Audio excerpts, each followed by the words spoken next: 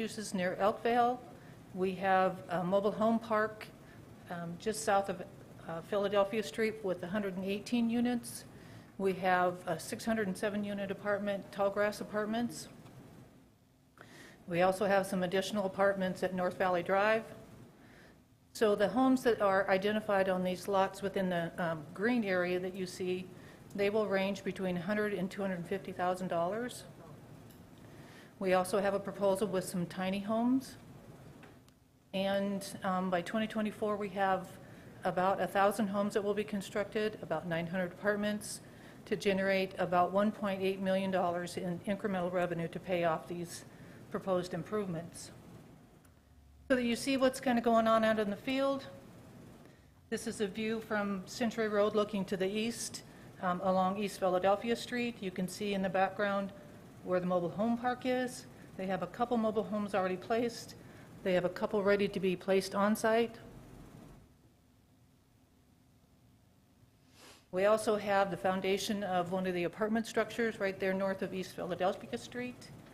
We also have some existing homes that are constructed just right off Philadelphia Street again. And another view from Philadelphia Street. On the right you see the apartment complex. On the left you see some single-family homes that are already under construction. And then also another view of the apartment complex. And so here is another view. This is the section of Mickelson Drive that's not constructed yet. That's about 375 feet that will be paved with this particular project, as well as the 12-inch main in Mickelson. These are some pictures of the existing single-family homes along Diamond Ridge. And then this view is of the regional detention pond looking from about Concourse to the west along the East Anamosa Street corridor. On the right of this picture is where one of the final, or the fourth regional detention pond is located.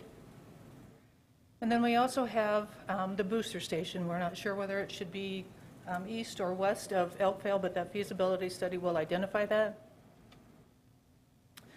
And then some of the costs associated. We always want to know, make sure that this will pay off. So the proposed costs in phase 1 are, the loan is just as soon as this is approved, if done so. And then the second portion is the booster station, generally in 2022. We also have phase 2 costs, and that amortization schedule. So with that, again, to the master plan, there are some things that we have identified.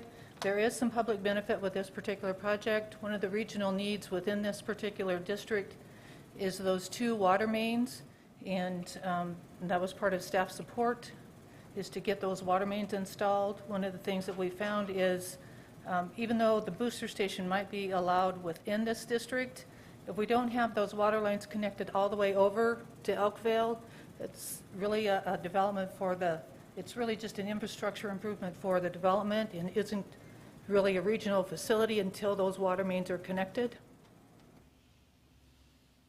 But with that, the TIF committee and planning commission did recommend approval of this particular project, and there were some stipulations to identify, some of the clarifications, but if you have any questions, I'd be happy to answer them.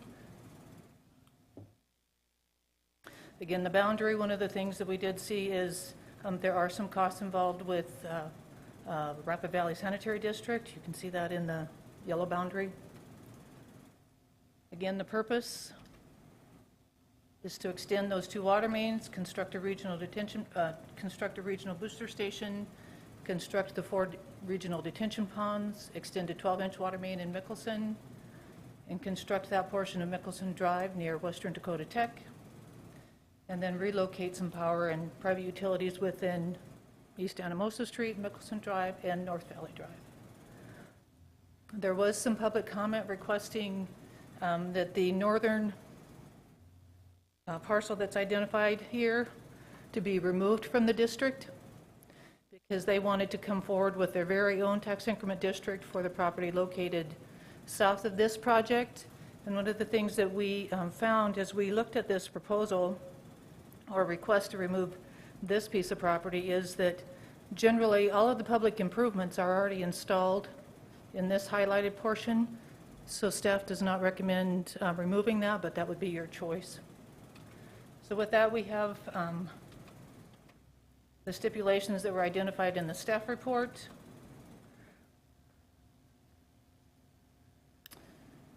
So with that, do you have any questions?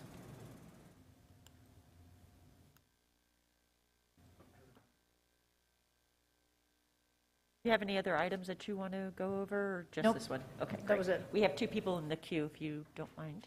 Okay, Mr. Nordstrom, you have the floor. Thank you, Madam Chair. Did you want to go through, I couldn't hear your conversation, your sidebar. Did you want to go through the other 2 community development items first before we have the discussion on this one? Address this. Okay, just this one, okay. Questions for Patsy Horton, please, if I may? Oh, absolutely. Okay, thank you. Ms. Horton, could you share with us, I was hoping we could be able to do a split screen, but are you able to do a, yes, that's the one, Mickelson Drive. That area is part of this TID that's going to be hopefully passed on Monday night. And then one of the things that I'm curious about is that this was a project that was, I'll use the word kick the can down the road to us at this time because of this development. Decided at that time not to pursue the street and the water lines. Am I on the right track? I believe back in 2015, the school system was granted an exception or variance at that time to not construct this until they developed the rest of their property. So this, about $56,000 would be paid by the taxpayers to complete that particular connection. And I think that's important for the council to understand. It's picked up by the taxpayers because of a variance or a waiver that was granted in the past. So now the taxpayers have got to pick up this tab for this. And I'm also grateful for Dream Design to come forward with this proposal when working with staff and doing a cooperation. So I'm very supportive of public-private partnerships. And this is a good reason why we need to do something along this line. So everything is very positive about this whole project. And but it's almost $1 million that winds up to being taken care of by the taxpayers because of another waiver that was done in 2015. So I hope everybody can get on board with this TIF project. That's all I've got at this point. Thank you, Mr. Nordstrom. Mr. Evans, you have the floor. Yeah, I just wanted to thank you for that really beautifully prepared presentation, which was very clear, lucid, and easily understood by everybody up here. So thank you for doing such a great job on that. Even though it's going to take 12 years to pay that off, you look at all those housing units and the immediate benefit to the school district in terms of tax dollars and everything is going to be remarkable.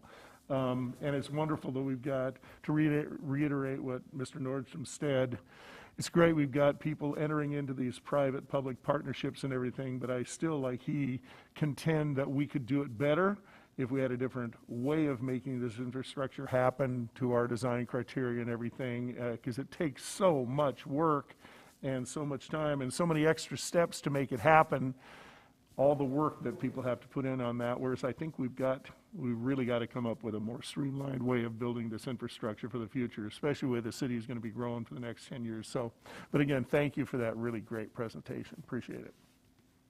Thank you, Mr. Evans. Mr. Solomon, you have the floor. Thank you, Madam President. May I direct a question to Patsy? Is that Go good? ahead. Patsy, thank you. I echo what Mr. Evans said. Well-prepared presentation. A statement and a couple of questions, if you don't mind. Yeah. For one, I think this is more for the developers, too. I appreciate the addressing of housing in our community. Obviously, this addresses a lot of affordable housing. And one option that we have in here that's really underrated is the fact that we have a mobile home park. those can be done very well and on the cheap for affordable housing. As someone who's a little kid raised in a variety of those types of places, they are definitely a valid and reasonable option. So I'm glad to see that we have that incorporated, as well as all the other types of housing that we have. A couple of questions as it relates to some of the other parts of this, and maybe this is more of a design development. For one, are any parks or greenway spaces or recreational areas or walkways associated in kind of this area? When we look at the criteria for our TIFs, do we take into account the fact that kids there need a place to be or just gather? We currently do not have any regulations to require that. Or a So- city park or anything like along those lines? Okay. When we get into when we create neighborhoods, it's great to have schools near those neighborhoods, and it's good to have a park and just some green space, I think might be something for us to consider as we talk to developers in the future. Or we have walk paths, which I think sometimes we've done. I know our applicants are here. Do you mind if I ask, do we have any plans at all for any of those sort of things in this particular area? Mr. Hanishafy, in case you didn't know. Good afternoon, Madam Chair and members of the council. Yes, there are greenways being designed. Sometimes you gotta, if you're given a lemon, you gotta make really good lemonade. Yeah. So there is a power line that runs along the entire property. There is about a 50-foot wide utility easement along the power line. We're adding about 15 foot on each side of that easement to create a green space with a walking trail. That is the greenway that is going through the mobile home park, and it goes straight east, and then a dotted line goes along that easement. That is intended for a greenway with a walking trail. Hopefully that will be utilized for the walking pedestrians and also for the wildlife to be running in the area, like birds and other wildlife. As far as the school, we're in negotiations with the school about a school site. I don't really know if it will materialize or not. We've been discussing that. We made that offer quite a few months ago, and we have not really received confirmation yet. So that might change depending on their needs and their studies that they're doing. Okay. Yeah, and since I'm here, if it is okay, Madam Chair, can I address a couple of questions, please? Absolutely. Or a couple of comments. The stipulations that are there, we have a couple of concerns with two of them. One is we're donating the space that is needed for the oversized detention ponds, which are beyond what is needed for the development, to make sure that we protect the infrastructure down below. Unfortunately, the stipulation is written also, not only we donate the land, but also we have to donate all the costs associated with that donation. That's one concern. The other concern is that booster station. The booster station was actually located, there were two studies already made by the city for that booster station. One was in 2002 and one in 2007. The 2002 study actually defines that location at Philadelphia and Amosa as the location for the booster station.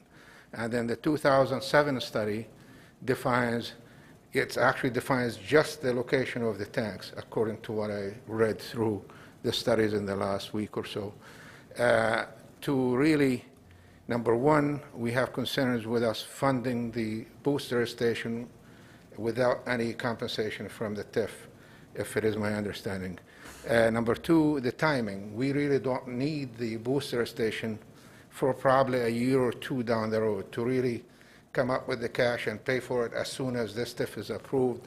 We have concerns with that. The city never requested that of anybody else. This is a huge investment for us that we're funding. To really add that and those two on top of it, it makes it like basically we're rubbing a lemon in your eye. It's not really kosher with us. Thank you. Thank you. Okay. All right, Mr. Solomon, you want to continue? Couple more things, if you don't mind. Absolutely, go ahead. And obviously, those are good things for us to address as well. The other part of this is the transportation needs. Whenever we create a district like this, do we take into account how maybe public transportation may serve the community that we're developing or helping to develop? I'm glad you asked that question. On your next agenda, you will see the RFP for a new transit development plan, and one of the issues is to identify any new potential routes that need to be addressed. Okay, and that's very good. I think we need to make sure we do that. I'm in support of this. I like the idea whenever we create neighborhoods that we make it feel like a neighborhood, and that it's a great place to live for all types of people. And I think that's the point of my questions, whether it's transportation, walkways, green spaces, as well as obviously homes and other amenities that we create a neighborhood that you can call home. And I will support this and look forward to hearing the other comments. Thank you. Mr. Weifenbach, you have the floor. Thank you, Madam Chair, and I'm not going to spend a lot of time reiterating what some of my colleagues have said. I had a question of Ms. Horton, and she had mentioned one of the parcels that wasn't owned by Dream Design wanted out of the TIF. Can we re-identify that parcel and it's the one at the top right with the green? This is the parcel that Dr. Pankratz wants removed from the boundary. Okay. How does that, I mean, it doesn't really affect the TIF if there's nothing planned on going in there, right? That's correct. Okay. Because he evidently might need something like this for his project, is that why he's mentioning? He has not submitted an application yet, but my understanding is that he wants to do some sort of tax increment district for his property located, the selected parcels in that red boundary. Okay. We don't know what he's coming forward with, but based on the existing infrastructure that's out there, there are no regional improvements needed within his southern parcels. So it would be a concern to identify a proposed district for that particular property owner with no regional improvements necessary. They wouldn't work anyway if it wasn't congruent, if it wasn't adjoined anyway, right? Correct. It has to be contiguous, and so there'd have to be additional parcels in between those two pieces. Well, to my make it concern work. is his parcel, if he has to do something up there, that he won't have that ability to do that, and doesn't really affect what we're doing there with what Hanny's doing on his project if we left it out. No, the only thing that we would need to make sure is that this particular right-of-way is still included within the proposed boundary, so that if we need to extend any water connections just a little along that right-of-way, we have to have the improvements inside the boundary. And Mr. Shaffey alluded to a question that this is a big TIF, and so I'm assuming that they are actually financing the TIF? They are, and I just want to make one clarification. We have had another tax increment district where the developer did provide funding for a booster station as well as a tower, and so those financing terms with the developer providing the funding to the city to make those improvements, that has occurred in the past. What kind of dollars are we looking at? I mean, there's some question on the booster stations period, right? Can we iron that out between now and Monday, or? The developer had submitted a cost of about $1.12 million for the actual construction. How much was it? $1.2 million. Okay, and that's for the station itself and to build it? That's for the booster station, and that includes the design and the feasibility study. Okay. Is it needed for his subdivision to go forward? Well, you know, Public Works is still in the process of updating their utility master plan, and that's why a separate feasibility study to determine that location, since that master plan is not done, and the other one was done in 2007. So they contradict each other? You know, I'm not a for sure. utility master plan That's something we guru. need to, yeah, one of the concerns I get into when they do these TIFs is that, especially when they're financing them themselves, if we're asking to put a lot of extra things in there, that these guys are going to put the money out for that, they're not going to get the return on the rooftops or the buildings to pay it back, and then we're going to start running behind, and then we might get us into a situation we don't want to be in. So I'm hoping that, and I think Mr. Evans alluded to this earlier, that we can really dig down into some of these things and see where we can give and take and make this thing work the best possible way we can. And I know that this is a whole new subdivision. Maybe it's time we look at you know, rolling the curbs and moving the sidewalks to the streets and things like that, that don't seem like they add up, but they sure really make the neighborhood look a lot nicer, and they save costs overall in the end. So when the end purchaser of the home is also reaping that benefit too, because there's obviously going to be a profit margin for whoever's doing it, otherwise they just don't do it. So that's a reality. But doing it right makes sense, but I would have some concerns about, you know, the mentioning of the booster stations, when they're going to be actually have to be put into place to be able to recoup that from the TIFs. So that would be some questions I would have on Monday night, and I'm not sure how that would go forward, how we can get those answered. So, thank you. Thank you. Any more questions on this? Great, Ms. Horton, thank you so much. Okay, back to number 1. Do we have anybody from community development? The other items are on consent. Did you have questions on those consent items? On 1, 16, or 18? Oh, yeah, that's all right. Okay, then we'll move along. Okay, thank you. Anybody from the mayor's office want to talk about 2 and 3? Looks pretty standard. Okay, moving along, fire department, Chief Culberson. Hello. Thank you, Madam Chair, Council. What we're requesting is to purchase 15 new cardiac monitors. Our current set of monitors are going end of life by the manufacturer, so we'll be no longer able to use them or get them serviced as of March 2022. We've been working at this for the last couple years, put together several of our employees that have gone and evaluated all 3 of the monitor manufacturers. And Zoll came out as the leader and just so happens to be the least expensive. So turns out very well for all of us. Great. Mr. Lehman, you have the floor. Chief, are these items budgeted for you? Yes. Thank you. Perfect. Any other questions on this item? And to that question, it's coming out of the enterprise fund. So the 890, the ambulance fund, so it's not tax-based. It's out of that user's fees. Great. Thank you. Yep. Okay, Finance Department, Director Sumption. Moving on 6, or sorry, 5, looks standard. 17 was removed, correct? Great. Anything else? Great. Thank you. Mr. Tech, Public Works, 6, 7, 8, moving along. Items 6 through 13 are standard business items. I believe all but item 7 has been in front of you in one way or the other as part of previous authorization.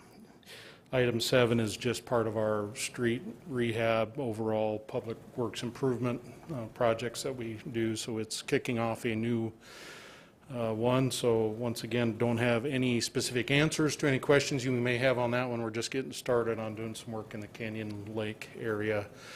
Some of those roads are original 1940s vintage, very narrow, some utility issues. So we'll be evaluating that area to see what we can do there. And then moving on to item 14 is a sidewalk variance.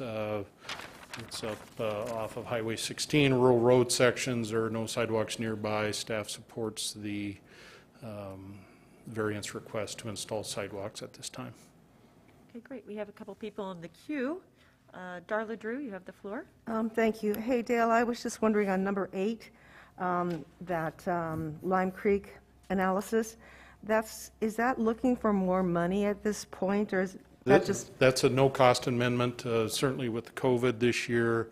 FEMA review, everything has taken longer, so the project time is just being extended to the end of 2021, I believe. Okay, thank you. Is that all? Great, thank you. Mr. Nordstrom, you have the floor. Thank you, Madam President. Item number 7 is the Canyon Lake District. I've gotten some good feedback on that, Mr. Tech. They really are looking forward to this project coming forward and the study of this area. So I just wanted to share that feedback that the public is very interested in this one. So well, I just told them stand by. Is there going to, by the way, is there going to be any public comments in this? Are you aware of? No, it's a street reconstruction project, so it's not like we're building new streets or making significant changes. The streets that you see in there are going to have to go back in the same manner that they already exist. There are tight right-of-ways. There isn't room to expand or do anything drastically different. We do not have any traffic capacity issues in this area, so we won't have to do any widening or turn lane addition or anything like that. So it's just a very standard residential area reconstruction. And once again, I need to emphasize utilities are very important as well. I know we have a lot of clay tile, cast iron infrastructure in the ground that probably is going to drive some of the priorities in this area. Thank you, Mr. Tech. Very antiquated system we have over there. So anyway, the people are very, very much looking forward to seeing this happen. Thank you.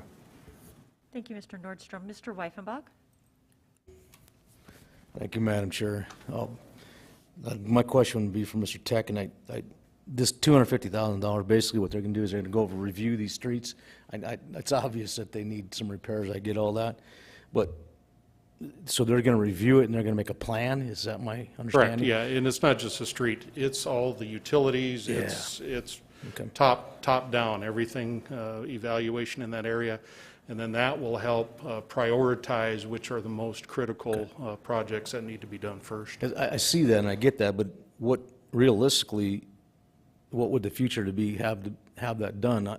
In my ward, in Ward 1 and in Ward 2 both, this has been done some time ago, but we still have plenty of streets over there that haven't been touched. Correct, and I should emphasize that this evaluation is no guarantee that the streets are going to be placed in front priority-wise for any other part of town. And that's my point. I spending $250,000 to tell those people over there their streets are bad and some of the sewers are bad. I think they already realize that, and I think we already realize that. I just wish if we were doing this and then this thing sits on the shelf and gets old. Well, let me be more clear about the funding. The funding is also to put together the design to do a couple of the highest priority projects. So all this money isn't going to be just a report that sits on a shelf. There's going to be action in it. There's going to be actual projects that will be bid with this money. So we've got to identify what the priorities are. We can't just pick something out of the wind and then choose the wrong one. I think I agree with you. It makes sense. I've just been concerned about what's happening over in South Rapid because it's been years, tens of years. So appreciate that, Mr. Tech. Thank you. Mr. Evans?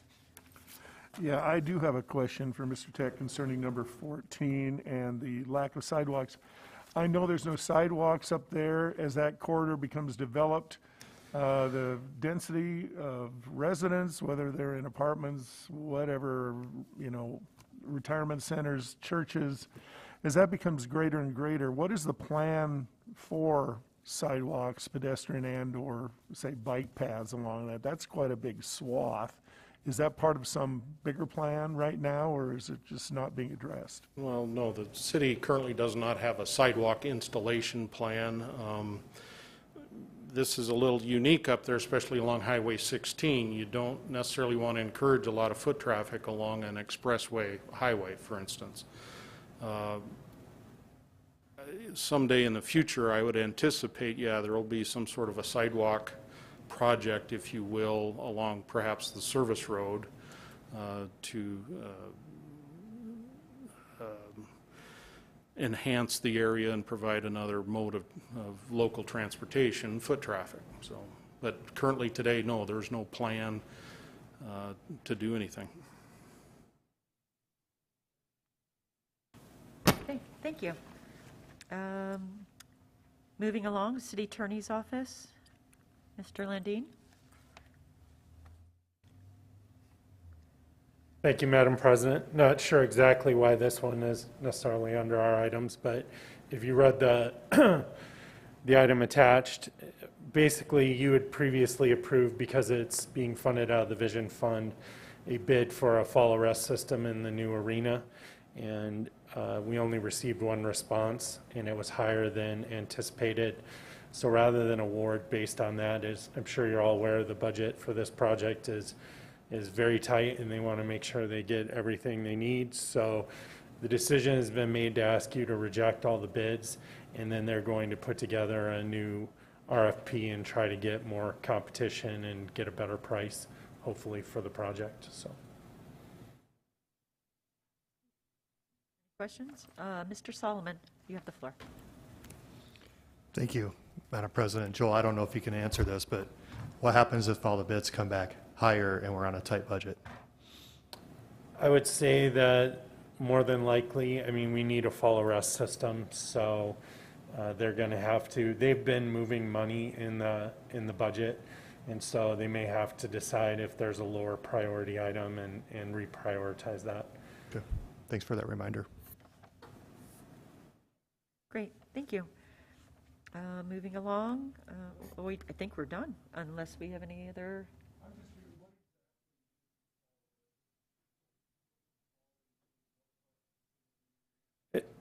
It's a safety system for people, for actually employees and those working at the Civic Center. So during a show on the catwalks, so if they're up working on the catwalks and they were to fall, there's a safety harness system that prevents them from injuring themselves or seriously injuring themselves. Okay. I think we're done. Okay. Wishing everybody happy and healthy 21. We'll see you at the council meeting on Monday, the 4th. Thank you.